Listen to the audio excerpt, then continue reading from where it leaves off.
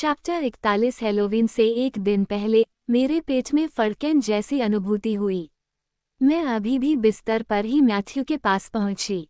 मैं घबरा रहा हूँ। उसने जो किताब पढ़ रहा था उसे बंद किया और मुझे अपने पास खींच लिया। मुझे पता है, आंखें खोलने से पहले तुम घबराई हुई थी। घर में पहले से ही चहल पहल थी। सारा का प्रिंटर नीचे के दफ्तर में एक के बाद एक पेज निकाल रहा था।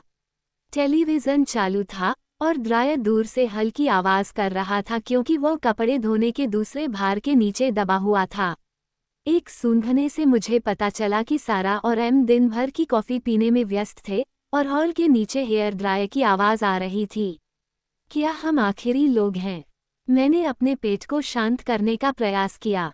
मुझे ऐसा ही लगता है, उसने मुस्कुराते हुए कहा, हालांकि उसकी आंखों में चिंता की छाया थी।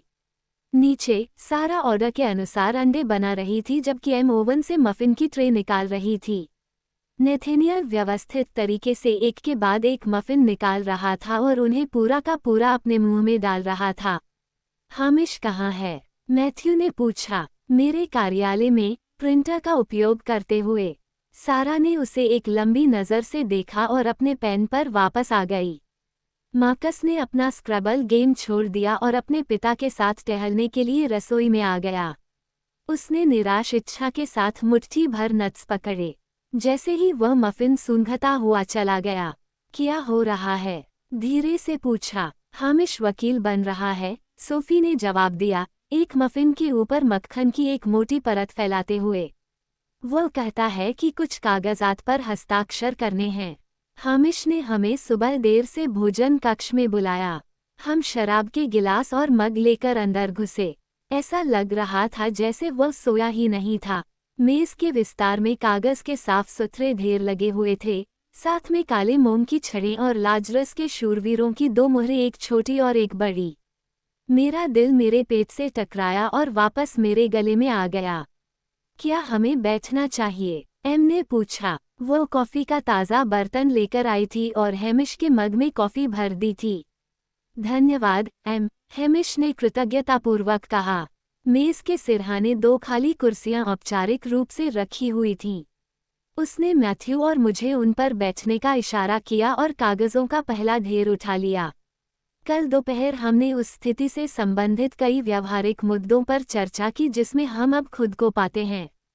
मेरा दिल तेजी से धड़कने लगा और मैंने फिर से मुहरों पर नज़र डाली।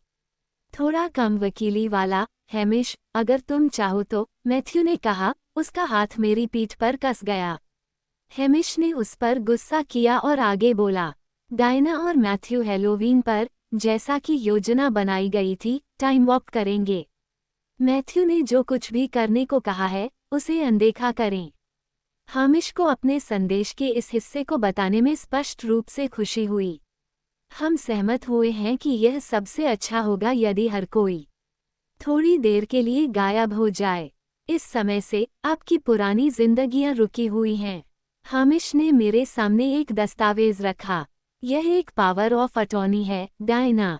यह मुझे या सेनेशल के पद पर बैठे किसी भी व्यक्ति को आपकी ओर से कानूनी रूप से कार्य करने का अधिकार देता है। पावर ऑफ अटॉर्नी ने समय की यात्रा के अमूर्त विचार को अंतिमता का एक नया एहसास दिया। मैथ्यू ने अपनी जेब से एक पेन निकाला। ये लो, उन्होंने कलम मेरे सामने रखते हुए कहा। पेन की निब मेरे हाथ के कोण और दबाव के लिए अभ्यस्त नहीं थी, और जब मैंने लाइन पर अपना हस्ताक्षर किया तो ये खरोंच गई। जब मैंने अपना काम पूरा कर लिया, तो मैथ्यू ने इसे लिया और नीचे एक गर्म काली बूंद गिरा दी, फिर अपनी व्यक्तिगत मुहर के लिए हाथ बढ़ाया और इसे मोम में दबा दिया। हैमिश ने अगला ढेर उठाया। इन पत्रों पर भी आपको हस्ताक्षर करने हैं। एक में आपके सम्मेलन आयोजकों को सूचित किया गया है कि आप नवंबर में भाषण नहीं दे सकते। दूसरे में अगले साल के लिए चिकित्सा अवकाश का अनुरोध किया गया है। आपके चिकित्सक डॉक्टर मार्कस विटमोर ने समर्थन में पत्र लिखा है। यदि आपने अप्रैल तक मना नहीं किया, तो मैं आपका अनुरोध येल को भेज दूंगा। मैंने पत्रों को ध्यान से पढ़ा और कांपते हाथ से हस्ताक्षर कर दिए। 21वीं सदी में अपना जीवन त्याग दिया। हर्निश ने अपने हाथों को मेज के किनारे पर टिका लिया। जाहिर है कि वह किसी चीज की तैयारी कर रहा था। यह नहीं कहा जा सकता कि मैथ्यू और डायना कब हमारे पास वापस आएंगे। उसने अगर शब्द का इस्तेमाल नहीं किया, लेकिन फिर भी यह कमरे में घूम रहा था। जब भी फम या दे क्लेरमोंट परिवार का कोई सदस्य लंबी यात्रा पर जाने या कुछ समय के लिए नज़र से ओझल होने की तैयारी कर रहा होता है, तो ये सुनिश्चित करना मेरा काम है कि उनके मामले ठीक रहें। डायना, तुम्हारी कोई इच्छा नहीं है? नहीं, मेरा दिमाग पूरी तरह से खाली था। लेकिन मेरे पास कोई संपत्ति नहीं है, यहाँ तक कि एक कार भी नहीं। हामिश ने अपना रुख सीधा किया। ये पूरी तरह सच नहीं है ना, मैथ्यू? इसे मुझे दे दो, मैथ्यू ने अनिच्छा से कहा। हैमिश ने उसे एक मोटा दस्तावेज थमा दिया। ये तब तैयार किया गया था जब मैं पिछली बार ऑक्सफोर्ड में था। ला पियरे से पहले मैंने पन्नों को छुए बिना कहा। मैथ्यू ने सिर हिलाया। अनिवार्य रूप से, ये हमारा विवाह अनुबंध है। ये निश्चित रूप से मेरी व्यक्तिगत संपत्ति का 1/3 हिस्सा आपको देता है। भले ही आप इसे छोड़ दें, ये संपत्तियां आपकी होंगी। यह उस समय की बात है जब वो घर नहीं आया था और पिशाच प्रथा के अनुसार हम दोनों जीवन भर के लिए एक दूसरे के साथ बंधे नहीं थे। मैं तुम्हें कभी नहीं छोड़ूंगा और मैं यह नहीं चाहता। तुम्हें तो ये भी नहीं पता कि यह क्या है, मैथ्यू ने पन्ने मेरे सामने रखते हुए कहा। समझने के लिए बहुत कुछ था। बहुत सारा पैसा, लंदन के एक खास चौराहे पर एक टाउन हाउस, पेरिस में एक फ्लैट, रोम के बाहर एक विला, ओल्ड लॉज, यरूशलेम में एक घर, वेनिस और सेविले जैसे शहरों में और भी घर, जेट, कारें। मेरे दिमाग में बहुत कुछ घूम रहा था। एक सुरक्षित नौकरी है। मैंने कागजात दूर धकेल दिए। ये पूरी तरह से अनावश्यक है। मैं फिर भी तुम्हारा हूँ, मैथ्यू ने कर्कश स्वर में कहा। हैमिश ने मुझे शांत होने दिया, इससे पहले कि वह अपना अगला बम गिराता। अगर सारा मर जाती है, तो तुम्हें भी यह घर विरासत में मिलेगा, इस शर्त पर कि यह एमिली का घर रहेगा जब तक वह चाहेगी। और तुम मैथ्यू के एकमात्र वारिस हो, तो तुम्हारे पास संपत्ति है और मुझे तुम्हारी इच्छाएं जाननी हैं। मैं इस बारे में बात नहीं करने जा रहा हूँ। सतू और जूलियट की यादें अभी भी ताज़ा थीं और मौत बहुत करीब आ गई थी। मैं भागने के लिए तैयार खड़ा था, लेकिन मैथ्यू ने मेरा हाथ पकड़ लिया और उसे मजबूती से पकड़ लिया। तुम्हें ये करना ही होगा, मोन कोयूर। हम इसे मार्कस और सारा पर नहीं छोड़ सकते। मैं वापस बैठ गया और चुपचाप सोचने लगा कि इस अकल्पनीय संपत्ति और जर्ज फार्म हाउस का क्या किया जाए, जो एक दिन मेरा हो सकता है। मेरी संपत्ति हमारे बच्चों में बराबर बराबर बांटी जानी चाहिए, मैंने अंत में कहा। और इसमें मैथ्यू के सभी बच्चे शामिल हैं, पिशाच और जैविक, वे जिन्हें उसने खुद बनाया है, और वे सभी जो हमारे साथ मिलकर पैदा हो सकते हैं। जब एम का काम पूरा हो जाएगा, तो उन्हें बिशप हाउस भी मिलेगा। अभी इसमें देखूंगा, हामिश ने मुझे आश्वासन दिया। मेज पर बचे हुए एकमात्र दस्तावेज 3 लिफाफों में छिपे हुए थे। 2 पर मैथ्यू की मुहर लगी हुई थी, दूसरे पर काले और चांदी के रिबन लपेटे हुए थे, और गांठ को सील करने वाले मोम की एक गांठ थी। रिबन से एक मोटी काली डिस्क लटक रही थी जो मिठाई की प्लेट जितनी बड़ी थी, जिस पर लाजा के शूरवीरों की महान मुहर की छाप थी। अंत में हमें भाईचारे को सुलझाना है। जब मैथ्यू के पिता ने नाइट्स ऑफ लाजरस की स्थापना की, तो वे उन लोगों की रक्षा करने में मदद करने के लिए जाने जाते थे जो खुद की रक्षा नहीं कर सकते थे। हालांकि अधिकांश प्राणी हमारे बारे में भूल गए हैं, हम अभी भी मौजूद हैं। और हमें मैथ के चले जाने के बाद भी ऐसा करना जारी रखना चाहिए। कल मार्कस के घर छोड़ने से पहले मैथ्यू आधिकारिक तौर पर आदेश में अपना पद छोड़ देगा और अपने बेटे को ग्रैंड मास्टर नियुक्त करेगा। हामिश ने मैथ्यू को अपनी निजी मुहर लगे 2 लिफाफे थमाए। फिर उसने बड़ी मुहर वाला लिफाफा नैथेनियल को थमा दिया। मिरियम की आंखें चौड़ी हो गईं। जैसे ही मार्कस अपना नया पद स्वीकार कर लेगा, जो वह तुरंत कर देगा, हैमिश ने मार्कस को सख्त नज़र से देखते हुए कहा, वह नाथनियल को फ़ोन करेगा जो 8 प्रांतीय मास्टर्स में से एक के रूप में फर्म में शामिल होने के लिए सहमत हो गया है।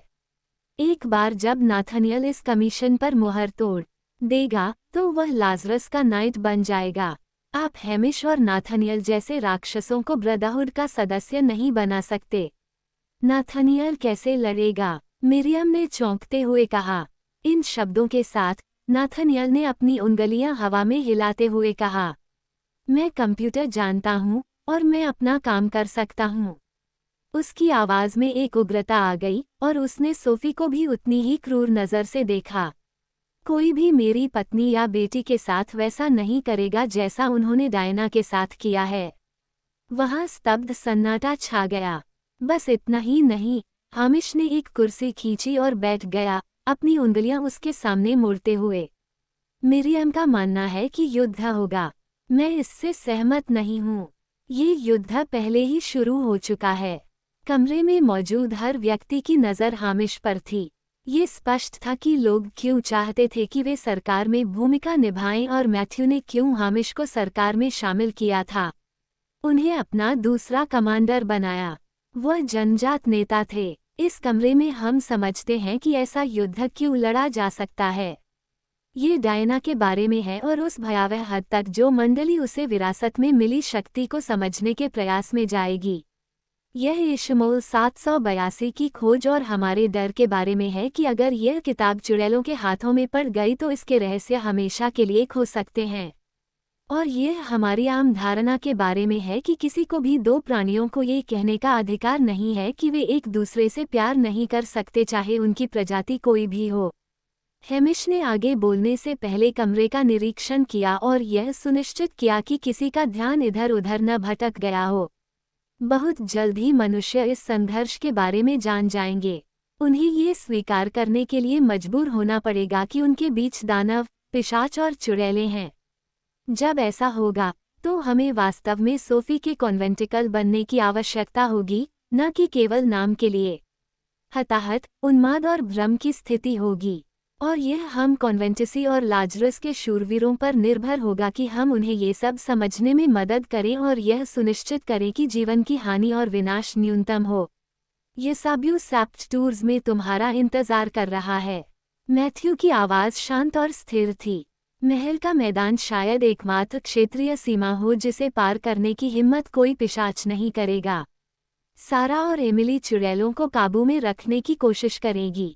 बिशप का नाम मददगार साबित होगा और लाजरस के शूरवीर सोफी और उसके बच्चे की रक्षा करेंगे।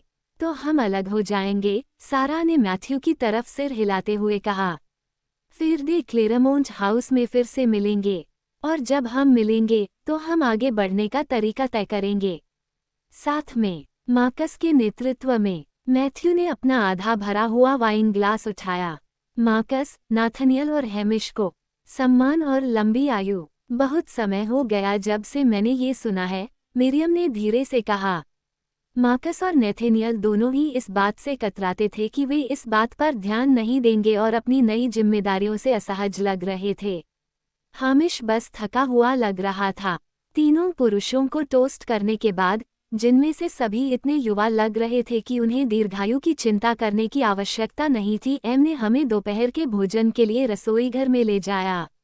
उसने द्वीप पर एक दावत रखी और हम परिवार के कमरे में इधर उधर घूमते रहे, उस क्षण को टालते हुए जब हमें अलविदा कहना शुरू करना था। आखिरकार सोफी और नाथनियल के जाने का समय आ गया। मार्कस ने जोड़े के कुछ सामान अपनी छोटी नीली स्पोर्ट्स कार की डिक्की में रख दिए। मार्कस और नाथनियल खड़े थे, उनके दो गोरे सिर बातचीत में उलझे हुए थे, जबकि सोफी ने सारा और एम को अलविदा कहा। जब वह समाप्त हो गई तो उसने कहा कि मुझे रखवाली वाले कमरे में भेज दिया गया है ताकि कोई अनजाने में मुझे छू न ले। ये वास्तव में अलविदा नहीं है, उसने हॉल के दूसरी ओर से मुझसे कहा। मेरी तीसरी आंख खुल गई और रेलिंग पर चमकती हुई सूर्य की रोशनी में मैंने खुद को सोफी के उग्र आलिंगन में लिपटा हुआ देखा। नहीं, मैंने कहा, इस दृश्य से आश्चर्यचकित और आश्वस्त होकर। सोफी ने सिर हिलाया जैसे कि उसे भी भविष्य की झलक दिख गई हो। देखा, मैंने तुमसे कहा था। हो सकता है कि जब तुम वापस आओगी तो बच्चा यहीं होगा। याद रखना, तुम उसकी गॉडमदर बनोगी। सोफी और नाथनियल के अलविदा कहने का इंतजार करते हुए मैथ्यू और मिरियम ने सभी कद्दू ड्राइववे के नीचे रख दिए थे। अपनी कलाई के एक झटके और कुछ बुदाबुदाते शब्दों के साथ सारा ने उन्हें रख दिया।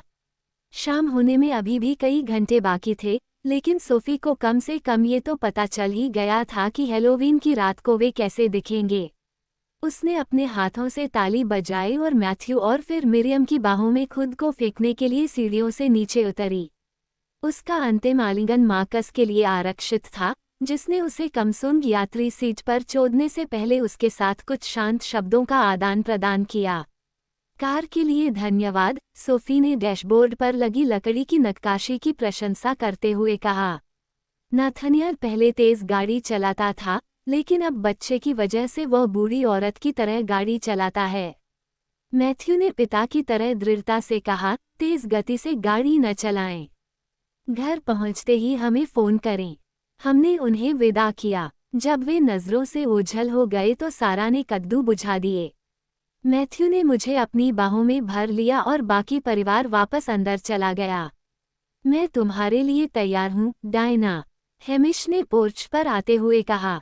उसने पहले ही अपनी जैकेट पहन ली थी, लंदन लौटने से पहले न्यूयॉर्क जाने के लिए तैयार था। मैंने वसीयत की 2 प्रतियों पर हस्ताक्षर किए और उन्हें एम और सारा ने देखा।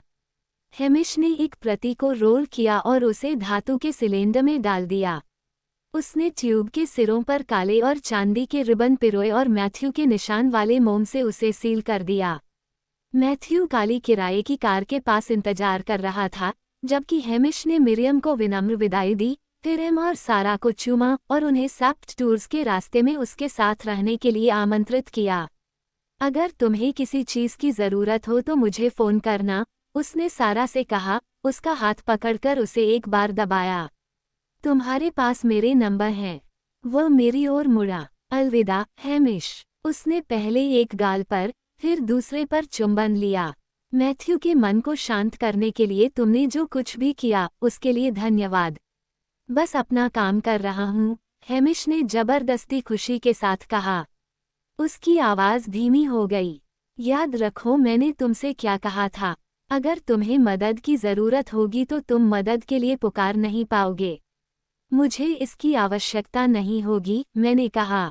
कुछ ही मिनटों बाद कार का इंजन बंद हो गया और हेमिश भी चला गया। लाल टेललाइट्स बढ़ते अंधेरे में चमकने लगीं। घर को अपना नया खालीपन पसंद नहीं आया और जब भी कोई कमरे से बाहर जाता या अंदर आता तो घर में धुआं उठने लगता और हल्की सी कराहने की आवाज़ें आने लगतीं। तिल उन्हें याद आती है, एम ने रात का खाना बनाते समय कबूल किया। घर में सहानुभूतिपूर्वक आहें भरी गईं। जाओ, सारा ने मुझसे कहा, एम के हाथ से चाकू लेते हुए। मैथ्यू को सेप्ट टूर्स ले जाओ और सलाद बनाने के लिए समय पर वापस आ जाओ। काफ़ी विचार विमर्श के बाद हमने अंततः उस रात की यात्रा करने का निर्णय लिया जब मुझे उसकी ओरिजिन की प्रति मिली थी। लेकिन मैथ्यू को सेप्ट टूर्स तक ले जाना मेरी अपेक्षा से कहीं ज़्यादा चुनौतीपूर्ण था। मेरे हाथ सामान से इतने भरे हुए थे कि मुझे उनके अध्ययन कक्ष से एक पेन और 2 किताबें उठाने में मदद करनी पड़ी कि मैथ्यू को मेरी कमर पकड़नी पड़ी। फिर हम सुस्त हो गए। अदृश्य हाथों ने मेरे पैर को ऊपर उठाया हुआ था, मुझे इसे सेप्ट टूर्स में नीचे जाने से मना कर दिया। समय में जितना पीछे जा रहा था, मेरे पैरों के चारों ओर उतनी ही मोटी लताएं थीं। और समय मैथ्यू से मजबूत, घुमावदार लताओं की तरह चिपका हुआ था। आखिरकार हम मैथ्यू के अध्ययन कक्ष में पहुंच गए। कमरा वैसा ही था जैसा हमने छोड़ा था। आग जल रही थी और टेबल पर शराब की एक बिना लेबल वाली बोतल रखी हुई थी। थकान से कांपते हुए मैंने किताबें और कलम सोफे पर गिरा दी। क्या बात है? मैथ्यू ने पूछा। ऐसा लग रहा था जैसे बहुत सारे अतीत एक साथ आ रहे हैं और उनसे बाहर निकलना असंभव है। मुझे डर था कि तुम मुझे जाने दोगे। मुझे कुछ भी अलग महसूस नहीं हुआ, मैथ्यू ने कहा। इसमें पहले की तुलना में थोड़ा अधिक समय लगा, लेकिन समय और दूरी को देखते हुए मुझे इसकी उम्मीद थी। उसने हम दोनों के लिए थोड़ी शराब पिलाई और हमने नीचे जाने के फायदे और नुकसान पर चर्चा की। आखिरकार यसब्यू और मार्थे को देखने की हमारी इच्छा जीत गई। मैथ्यू को याद आया कि मैंने अपना नीला स्वेटर पहना हुआ था। इसकी ऊंची नेकलाइन मेरी पट्टी को छिपा सकती थी, इसलिए मैं कपड़े बदलने के लिए ऊपर चला गया। जब मैं वापस नीचे आई तो उसके चेहरे पर एक धीमी, प्रशंसा भरी मुस्कान आ गई। अभी भी उतनी ही खूबसूरत है जितनी पहले थी, उसने मुझे गहराई से चूमते हुए कहा। शायद और भी ज्यादा। सावधान रहो, मैंने हंसते हुए उसे चेतावनी दी, तुमने अभी तक ये तय नहीं किया है कि तुम मुझसे प्यार करते हो। ओह, मैंने फैसला कर लिया था, उसने मुझे फिर से चूमते हुए कहा। मैंने तुम्हें बस यह नहीं बताया था। महिलाएं ठीक उसी जगह बैठी थीं जहां हम उम्मीद कर रहे थे, मार्थे अपनी हत्या के रहस्य के साथ और यसब्यू अपने समाचार पत्रों के साथ। बातचीत शायद बिल्कुल वैसी ही न रही हो, लेकिन ऐसा लगता है कि इससे कोई फर्क नहीं पड़ता। शाम का सबसे मुश्किल हिस्सा मैथ्यू को अपनी माँ के साथ नाचते हुए देखना था। जब वो उसे घुमा रहा था तो उसके चेहरे पर जो मधुर कड़वी अभिव्यक्ति थी वह नई थी, और जब उनका नृत्य समाप्त हो गया तो उसने निश्चित रूप से उसे भयंकर भालू की तरह गले नहीं लगाया था। जब उसने मुझे नृत्य करने के लिए आमंत्रित किया, मैंने सहानुभूति के लिए उसका हाथ अतिरिक्त रूप से दबाया। इसके लिए शुक्रिया, उसने मेरे कान में फुसफुसाते हुए मुझे घुमाया। उसने मेरी गर्दन पर एक कोमल चुंबन जड़ दिया। ऐसा निश्चित रूप से पहली बार नहीं हुआ था। मैथ्यू ने शाम को ठीक वैसे ही समाप्त किया जैसे उसने पहले किया था, ये घोषणा करके कि वो मुझे बिस्तर पर ले जा रहा है। इस बार हमने ये जानते हुए गुड नाइट कहा कि यह अलविदा है। हमारी वापसी यात्रा भी लगभग वैसी ही थी, लेकिन अपनी परिचितता के कारण कम डरावनी थी। जब समय ने हमारा रास्ता रोका तो मैं घबराया नहीं और न ही अपना ध्यान खोया। बिशप हाउस में रात का खाना बनाने की परिचित रस्मों पर ध्यान केंद्रित किया। हम सलाद बनाने के लिए पर्याप्त समय से पहले वापस आ गए थे। डिनर के दौरान सारा और एम ने मेरे बचपन के रोमांचों की कहानियां सुनाकर पिशाचों का मनोरंजन किया। जब मेरी मौसियों की कहानियां खत्म हो गईं, तो मैथ्यू ने मार्कस को 19वीं सदी में उसके विनाशकारी रियल एस्टेट सौदों, 20वीं सदी में नई तकनीकों में किए गए उसके भारी निवेशों के बारे में चिढ़ाया, जो कभी सफल नहीं हुए, और लाल बालों वाली महिलाओं के प्रति उसकी निरंतर कमजोरी के बारे में बताया।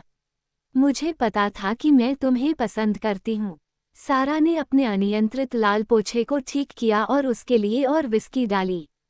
हैलोवीन की सुबह साफ और चमकदार थी। इस जंगल में हमेशा बर्फ पड़ने की संभावना रहती थी, लेकिन इस साल मौसम उत्साहजनक लग रहा था।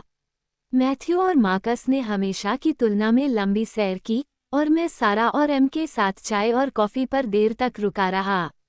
जब फोन की घंटी बजी, तो सभी चौंक गए। सारा ने फोन उठाया, और हम उसकी बातचीत के आधे हिस्से से बता सकते थे कि कॉल अप्रत्याशित थी। उसने फ़ोन रख दिया और फैमिली रूम में टेबल पर हमारे साथ बैठ गई, जो एक बार फिर हम सभी के बैठने के लिए काफ़ी बड़ा था। वो फे थी। वो और जैनेट हंटर्स में हैं। अपने आर.वी. में वे जानना चाहते हैं कि क्या हम उनके साथ उनकी शरद ऋतु की यात्रा में शामिल होंगे। वे एरिज़ोना जा रहे हैं, फिर सिएटल। देवी व्यस्त हैं, एम ने मुस्कुराते हुए कहा।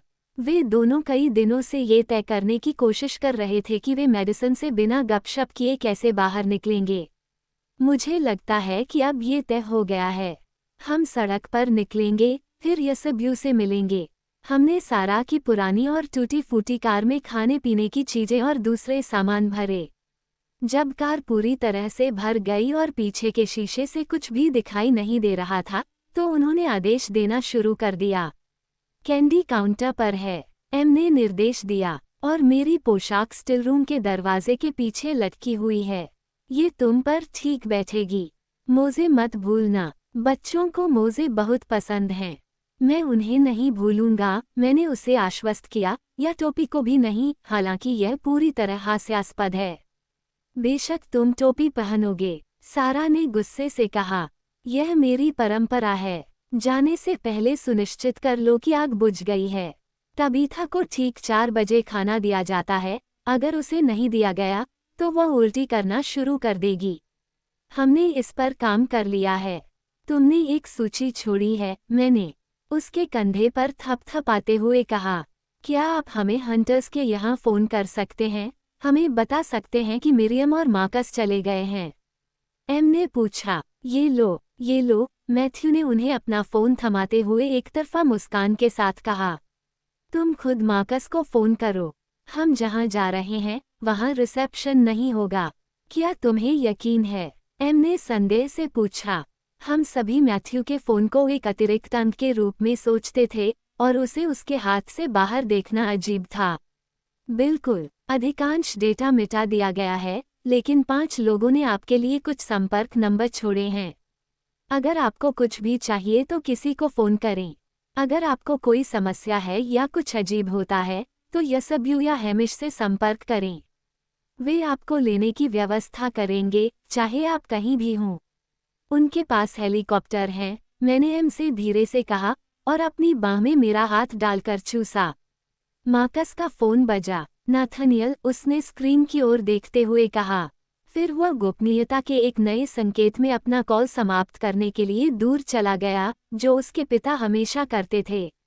एक उदास मुस्कान के साथ मैथ्यू ने अपने बेटे को देखा। वे दोनों खुद को हर तरह की परेशानी में डाल लेंगे, लेकिन कम से कम मार्कस इतना अकेला महसूस नहीं करेगा।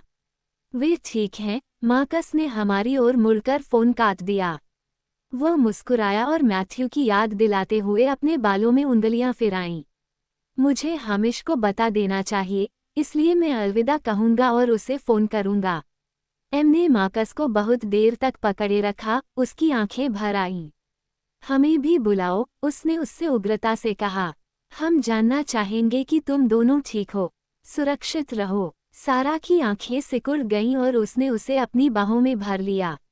अपने आप पर शक मत करो। मेरी चाचियों के लिए मिरियम की विदाई अधिक संयमित थी, जबकि मेरी अपनी विदाई उतनी संयमित नहीं थी। मुझे तुम पर बहुत गर्व है, एम ने कहा, मेरे चेहरे को अपने हाथों में थामते हुए। अब उसके चेहरे पर आंसू बह रहे थे। तुम्हारे माता पिता को भी ऐसा ही लगता होगा। हम एक दूसरे का ख्याल रखना। हम ऐसा करेंगे, मैंने उसे आश्वस्त करते हुए उसके आंसू पोंछ दिए। सारा ने मेरे हाथ अपने हाथों में ले लिए। अपने शिक्षकों की बात सुनो, चाहे वे कोई भी हों। पहले उनकी बात सुने बिना मना मत करो।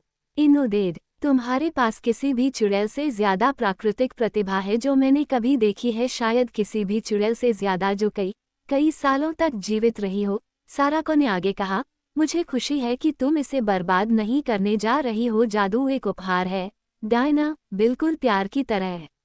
वह मैथ्यू की ओर मुड़ी। मैं तुम्हें कुछ अनमोल सौंप रही हूँ, मुझे निराश मत करना। मैं ऐसा नहीं करूँगा, सारा, मैथ्यू ने वादा किया। उसने हमारा चुंबन स्वीकार किया, फिर सीढ़ियों से उतरकर प्रतीक्षा कर रही कार की ओर भागी। अलविदा कहना सारा के लिए मुश्किल है, एम ने समझाया। हम कल तुमसे बात करेंगे, मार्कस। वह आगे की सीट पर चढ़ गई, अपने कंधे पर हाथ हिलाते हुए। कार में जान आ गई, ड्राइववे के गड्ढों को पार करते हुए, और शहर की ओर मुड़ गई। जब हम घर में वापस गए तो मिरियम और मार्कस सामने वाले हॉल में अपने बैगों के पास प्रतीक्षा कर रहे थे।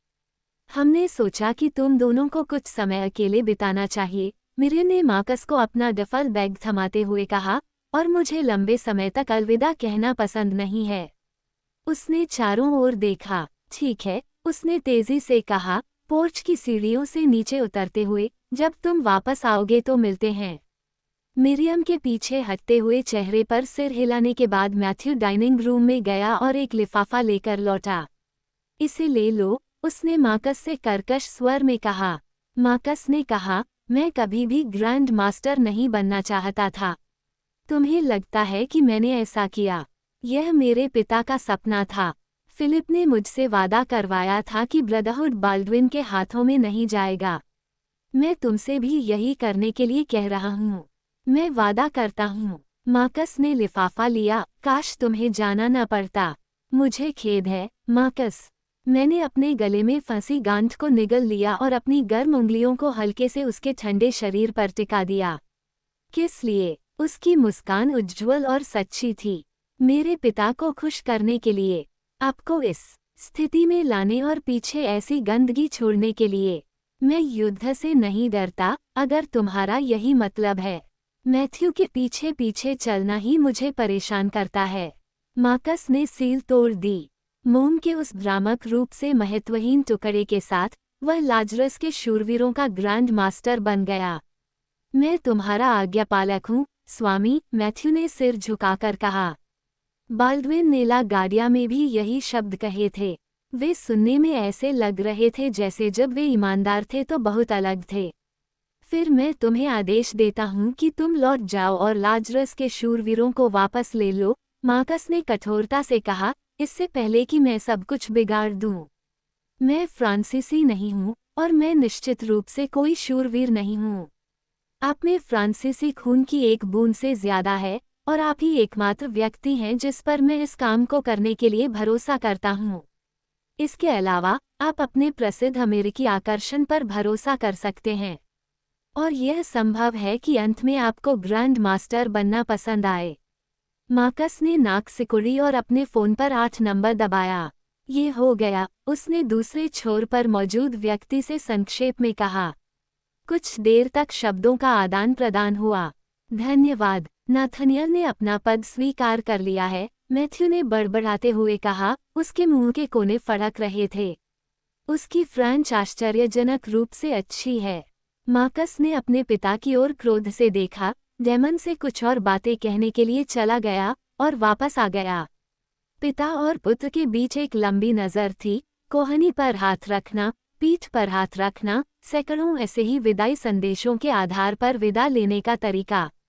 मेरे लिए एक कोमल चुंबन था, एक फुसफुसाया अच्छा हो, और फिर मार्कस चला गया। मैंने मैथ्यू का हाथ पकड़ लिया। हम अकेले थे।